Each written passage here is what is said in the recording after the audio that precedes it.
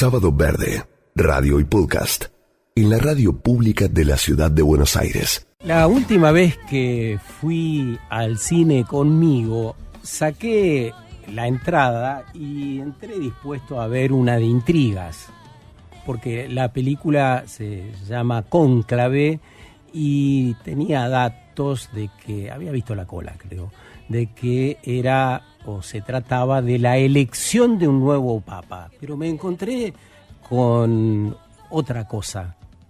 Hablaba de eso, pero también hablaba de la mudanza de criterios, de la mudanza aún de una de las instituciones más conservadoras del mundo, de preguntas necesarias y de salir de esa comodidad aparente de la cual hablaba un poco antes Cande Rigoni. Y a la salida, cuando uno va a ver una película, a veces hay películas que inspiran, que te dan ganas, que te hacen salir con ganas de conectar con la vida, ¿no? Me encontré con, hay una librería al cine de Caballito donde voy, con el libro de Inés Garland que se llama Diario de una mudanza. Me llamó la atención la portada, donde hay una mujer despatarrada.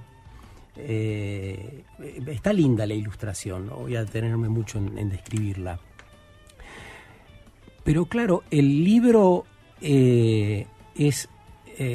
trata básicamente sobre la menopausia y el climaterio. Entonces digo, me voy a comprar un libro que hable de esto, y algo me dijo desde adentro que tenía que comprarlo, y lo hojeé y que tenía que leerlo, así que lo compré.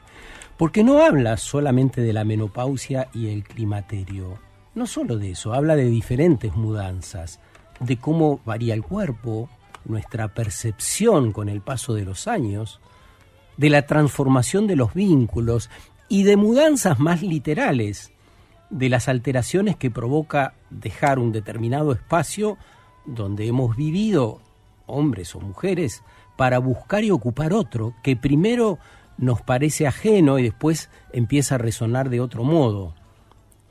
Uno se va, vieron, acostumbrando a los sonidos circundantes cuando se muda, ¿no?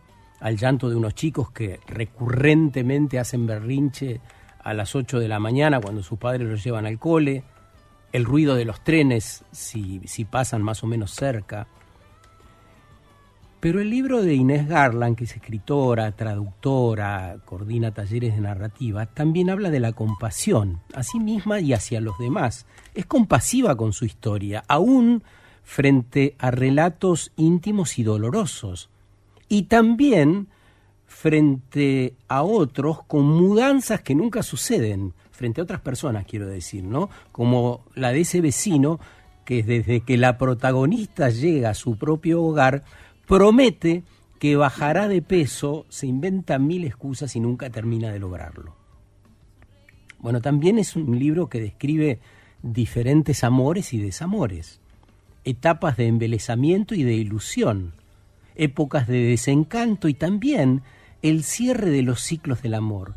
Todas estas mudanzas, describo algunas, aparecen otras con mayor sutileza, representan muy bien el tiempo que vivimos y todo esto de lo que venimos hablando desde que arrancó el programa. Tiempo de múltiples mudanzas, hábitos, trabajos, educación, vivienda, forma de vincularnos, nuestra relación con otros animales y con otras plantas. Entonces, ¿qué sentimos? ¿Cómo las atravesamos? ¿Cómo reconectamos con el centro de la vida? ¿Qué oportunidades encontramos en estas mudanzas? ¿Y cómo nos llevamos con las despedidas y esos pequeños o grandes desprendimientos de cosas y seres? Soltar es un verbo que conjugamos habitualmente con naturalidad. Soltar estructuras e infraestructuras conocidas.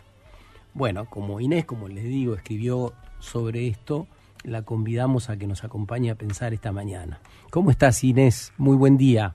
Hola, buen día, pero qué introducción conmovedora. Me dejaste, pero muchas gracias. de verdad, porque es una lectura tan, viste que cuando uno escribe entrega y no sabe qué va a pasar del otro lado, y es una Claro. lectura que me siento leída, me dio mucha emoción, muchísimas gracias. No, es un placer para nosotros que nos acompañes este rato, que destines parte de tu tiempo. Inés, ¿crees que hay algo en común en las mudanzas, en estas que describís en el libro y tantas otras mudanzas que protagonizamos? Yo te escuchaba y me puse a pensar, no sé si hay, por ahí están Cande o vos, o no sé, familiarizados con el tarot. Hay una carta que se llama la Rueda de la Fortuna Sí. y tiene una rueda y hay, para hacerla breve, digamos, la posibilidad es estar en el borde de la rueda gira, que es la vida, que va para arriba, para abajo, para la derecha, para la izquierda, pero ahora es un mareo. Si estás en el borde de afuera, te mareás totalmente, te perdés, te podés caer. La idea es tratar de ir hacia el centro, donde todo está mucho más quieto, y las mudanzas las podés aceptar de otra manera. Ese es como el ideal, ¿no? Encontrar un centro donde anclarse, que acepta a la vez los enormes cambios que trae la vida. Está bueno, como que para sembrar la nueva vida hay que dejar pasar la vida también, ¿no? Hay que aceptar los cambios. O sea, no hay que en realidad, mucho de lo que nos pasa también me parece es por las ideas que tenemos sobre las cosas, ¿no? Porque si no tuviéramos muchas ideas, tantas ideas sobre lo que es bueno, lo que es malo, lo que no sé qué, sería distinto mirar la vida y a lo mejor nos podríamos entregar más a cada momento desde otro lugar. Yo hablo de ideales absolutos, no soy ni siquiera capaz de hacerlo, ¿no? Pero sí de apuntar ahí. A mirar y aceptar los cambios y también, bueno, algo que estaba escuchando el programa y que por supuesto me interesa muchísimo, que es qué podemos hacer colectivamente para lo que está dañando a todo, al planeta, a las personas sobre todo, a los hermanos, hermanas, compañeros, a toda la gente de este amplio y dañado mundo. Estamos conversando esta mañana con Inés Garland, que es la autora, entre otros libros, de Diario de una mudanza. Hola Inés, ¿cómo estás? Te saluda Cande.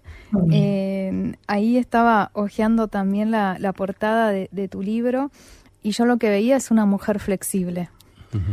Y me pareció impresionante, ¿no? Esto de también cómo los ciclos de la naturaleza nos llevan justamente a romper con tantas rigideces que nos vamos sumando con el pasar del tiempo. Exacto. Y cómo muchas veces respondemos al movimiento de la vida, que realmente, ¿no? La vida tiene que ver con el movimiento, más allá de que no lo percibamos. Qué importante que es esa flexibilidad para dejar que la vida entre.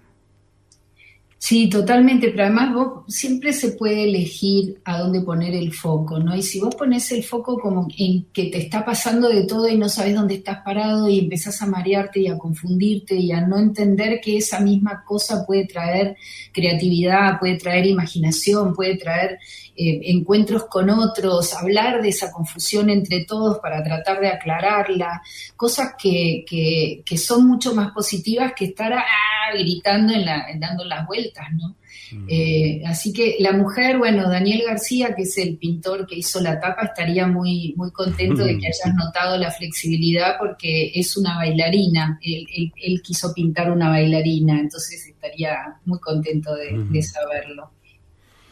Sí, vos hablás, arrancamos hablando del tarot, nos hablabas de la rueda de la fortuna, pero también citás otro montón de recursos que utilizaste cuando tu hija se mudó, cuando atravesaste la menopausia, estabas en el climaterio, ¿no?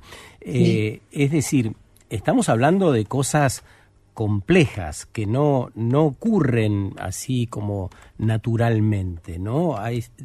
Me parece que aparece una búsqueda frente a una multiplicidad de opciones para encarar esas mudanzas, ¿no? Sí, totalmente.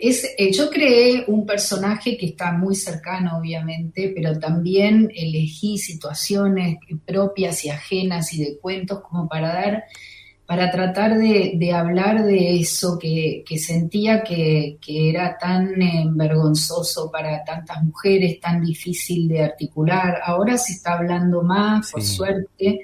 Pero yo empecé esta novela hace 6 años y todavía estábamos sumidas en un silencio absoluto. Si bien está dando vueltas esto hace muchísimos años, hay todavía en las reacciones que produjo el libro, yo me encontré con mujeres que les daba mucho pudor o vergüenza, o mujeres más jóvenes que no querían leer el libro porque pensaban que se trataba de algo que no les interesaba, o los hombres que también pensaban lo mismo. Y yo pienso que lo más precioso de escuchar a otros es que puedan hablarnos de algo que, aunque no sea exactamente la experiencia que estamos pasando, sí es algo que nos une porque somos humanos. Entonces la condición humana tiene siempre las mismas características, y esto de que te muevan de un lado para el otro, de que te pasen cosas inesperadas, de que te saquen el piso abajo de los pies, más el cuerpo, la relación con el cuerpo, más el amor y el desamor, o sea, todo lo que vos dijiste, los encuentros y desencuentros, las ilusiones y desilusiones, eso es universal para todos los seres humanos. Cande. Sí, te escuchaba y pensaba, Inés, en la importancia de la autoescucha, ¿no?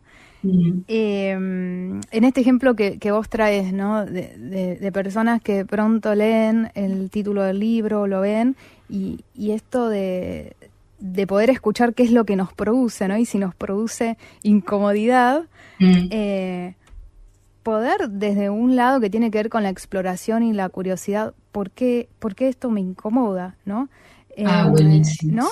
Sí, sí. Y que tiene que ver con esto que vos decías, de la importancia de hablar de lo oculto, de sacar a la luz, ¿no? Digamos, esa niebla o esa tiniebla que siento que estoy habitando sobre esta temática, justamente porque todo lo oculto se diaboliza y se hace grande. Entonces, el compartir la palabra lo que trae es alivio, porque en realidad lo que uno ve es, esto no era tan temido como yo pensaba, y además habilita la posibilidad del sostén, ¿no? El compartir, porque y lo que trae el sostén, que es la fuerza, ¿no? Porque, bueno, o sea, wow, ya puedo hablar de este tema, ya puedo leer de textos sobre este tema, y antes no lo podía hacer. Y en ese sentido ver justamente, ¿no? Cómo el cambio lo que me permite es evolucionar, ir un pasito más adelante de lo que estaba antes, ¿no?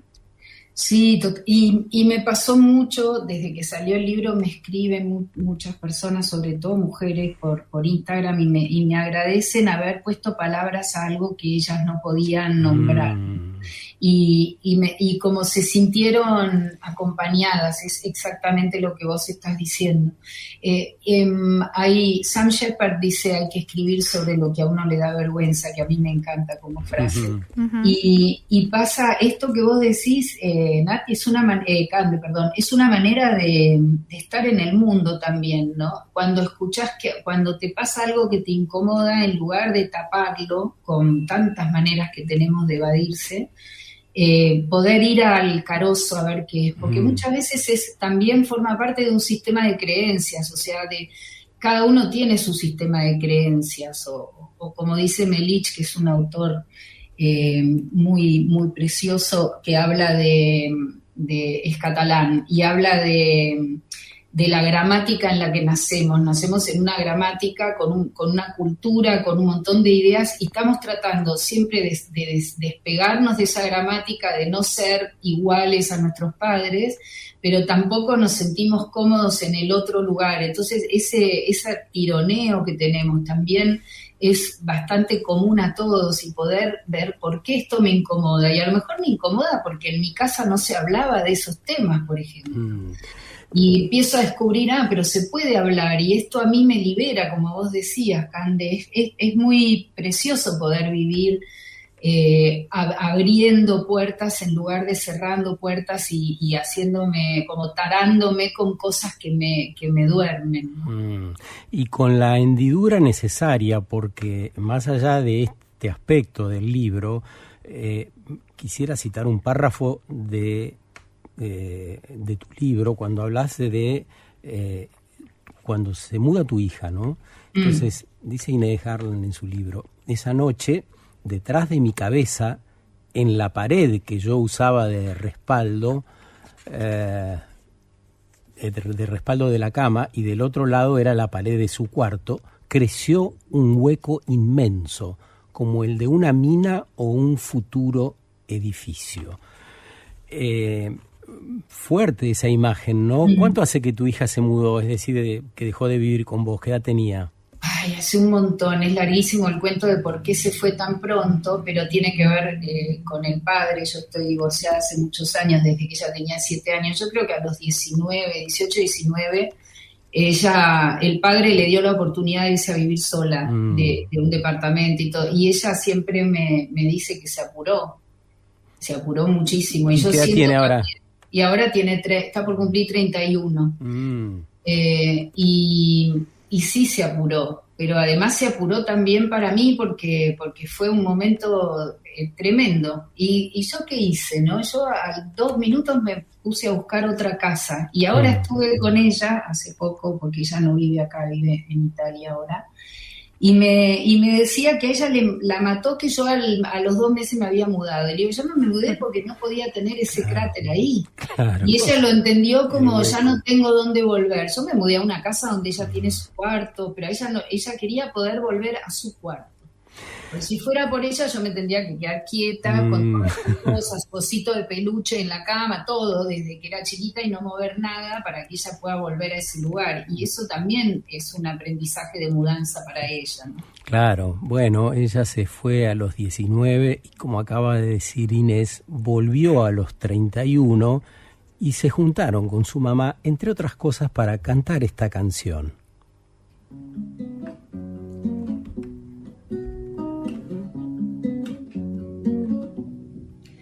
Los aretes que le faltan a la luna los tengo guardados para hacerte un collar. Los hallé una mañana en la bruma cuando caminaba junto al inmenso mar. Privilegio que agradezco al cielo porque ningún poeta los pudo encontrar. Yo los guardo en un cofre dorado, son mi única fortuna y te los quiero dar. Los aretes que le faltan a la luna los tengo guardados en el fondo del mar.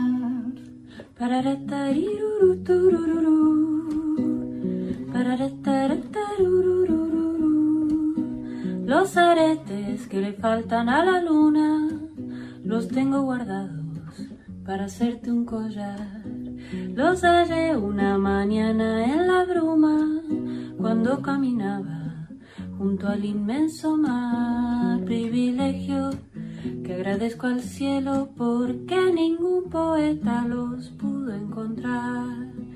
Yo los guardo en un cofre dorado, son mi única fortuna y te los voy a dar.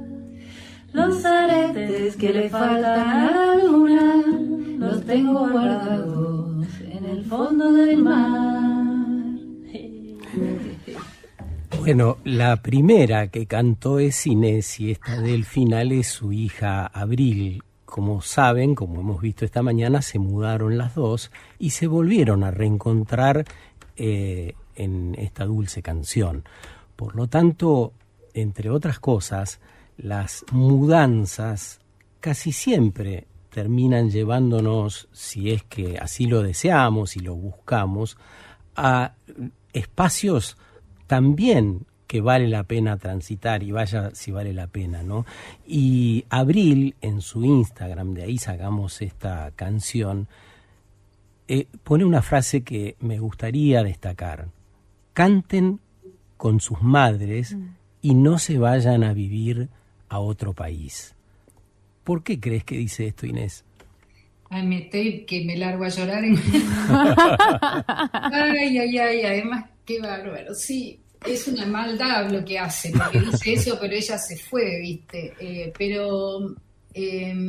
No sé, lo dice porque nos extrañamos mucho. También es cierto que es una relación de tanta cercanía que a veces necesitamos las dos distanciarnos y volver, y es como ese tironeo. Es difícil a veces aguantar las ambigüedades en una relación, ¿no? Hay momentos que ella me detesta, yo me doy cuenta y me pongo muy mal, después me vuelve a querer, después me dice, ay, perdón, mamá, estaba tan nerviosa y te traté mal, y en realidad era y bueno, y me cuenta, o yo sé ya por qué está nerviosa, y se irrita, y siento esto de la irritación con las personas más cercanas, ¿no?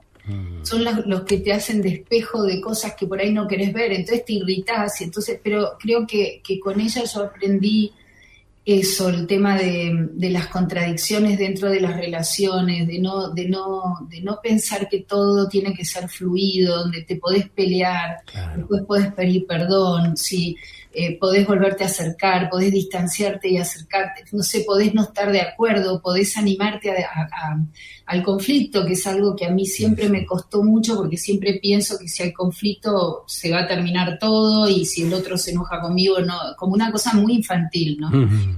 Entonces ella me enseñó que no, que se puede, ella tiene la confianza de hacerme cualquier cosa y sabe que yo estoy ahí. Y eso que lamentablemente yo no lo tuve, pero no lo digo desde un lugar de víctima, muchos de nosotros no tenemos eso, esa sensación de incondicionalidad del otro. Eso que ella me trajo me enseñó a amar de otra manera, ¿no? Yo se lo agradezco muchísimo. Qué hermoso todo esto que traes, Inés, porque también la salud forma parte de los vínculos que tenemos, ¿no?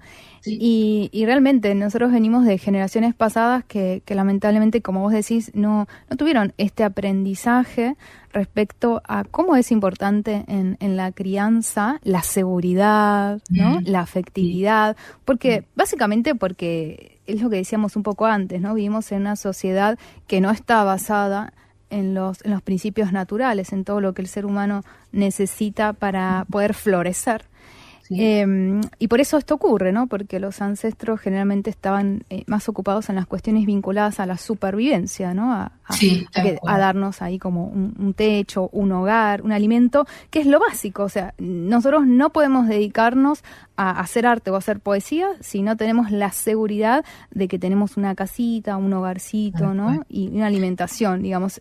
Ellos se encargaron de resolvernos nuestra necesidad básica. Pero lo hermoso es esto, ¿no? Que gracias a eso otras generaciones sí después pueden justamente dedicarse a esto, a la exploración, ¿no? A la exploración de los vínculos.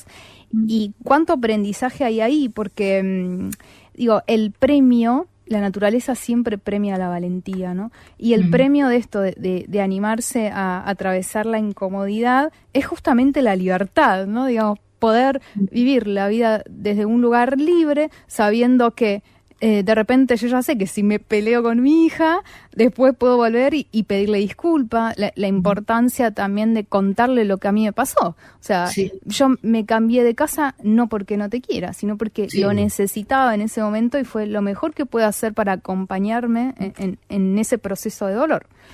Y eso alivia, ¿no? Digamos, ¿cómo alivia que el otro me cuente lo que le está pasando? Porque el peor temor del ser humano es creer que el otro ha dejado de amarme. Ella no se ha amado. Así es. Sí, y también hay algo, creo que las generaciones anteriores, bueno, muchísimo acá en la Argentina también con todo el tema de las inmigraciones, de la gente que vino de Europa, de Italia, de España, de tantos lugares, hay mucho dolor en el pasado y mucho de esto que vos decías de la supervivencia, de que lo más importante sea sobrevivir, y mucha imposibilidad, y poder entender que cada una de las generaciones hizo lo posible para que la vida continuara. Bueno, ya es mucho, ¿no? Lo que pasa es que estamos llenos de agujeros y necesidades que por momentos son difíciles y y tratamos de, yo así lo racionalizo, me tranquilizo todo hasta que me agarras en un mal día y ando llorando por los rincones. Ya en el final quisiéramos preguntarte, Inés, si en medio de estas mudanzas vos ves una especie de vuelta de tuerca que nos lleve hacia una idea de red, de comunidad, y que realmente importe lo que hagamos con otras personas. ¿Cómo estás viendo el tiempo que vivimos en relación a todas las generaciones presentes, ¿no? Sí, yo estoy totalmente enfocada en este cambio que estoy convencida, sé que ustedes están en lo mismo por todo lo que escuché, el tema de como un cambio muy grande de paradigma donde si no nos unimos con los otros estamos fritos, ¿no? Y creo que ahí estoy apuntando a armar comunidad, sobre todo, bueno, después de todas las cosas, de esta sensación muy grande en mi juventud y en mi niñez y todo de soledad, poder entender que los demás pasaron por cosas bastante parecidas o bueno, esto de sentirme parte de la humanidad y querer armar algo que tiene que ver con el colectivo. Hace un rato hablabas de la adolescencia, quiero ver esa serie que recomendaste. Creo que ahí apunto mucho cuando escribo también, hay otros libros que escribo para jóvenes, tiene que ver con eso, con poder que los jóvenes no tengan la desesperanza que parece que estuviera primando, ¿no? Una sensación de que esto se acaba, de que está todo oscuro, me da mucha angustia y me parece que somos responsables de armar comunidad, de armar contención, de dar luz y de luz en el sentido de ilusión, de poder decir, no, por acá sí se puede, ¿no? Lo decía Irene también hace un rato, sí. Esto de la peor sensación es no puedo hacer nada, se viene el mundo abajo. Esto mi hija me lo dijo mucho en este viaje, me decía, por momentos siento que no tiene sentido nada, porque igual el mundo está para atrás y se está desarmando todo, y es muy angustiante para un joven, para un grande también, pero para un joven tener esa sensación de oscuridad. Y es nuestra responsabilidad, me parece, poner alguna esperanza y salida comunitaria a todo eso que está pasando. Contraponerle el desafío, ¿no? Exacto. El desafío de lo inédito. Exacto. De pensar todo de nuevo, nada menos. Nada menos. Pensar todo de nuevo, siempre está, esto pasa mucho también en la escritura y todo el tema de la originalidad, como si la originalidad fuera algo que nace de la nada. No, tenemos todo un aprendizaje para que la originalidad es como una combinación distinta de las cosas que ya sabemos o que ya otros vivieron. Es un momento muy rico en ese sentido. Inés, muchas gracias por este rato con nosotros, por el libro, por tu escritura, por tu afán de participar en este estadio de transformación que felizmente hay muchas personas. Sí. Acá a la vuelta y mucho más allá. Así que un gran abrazo, gracias por tu tiempo.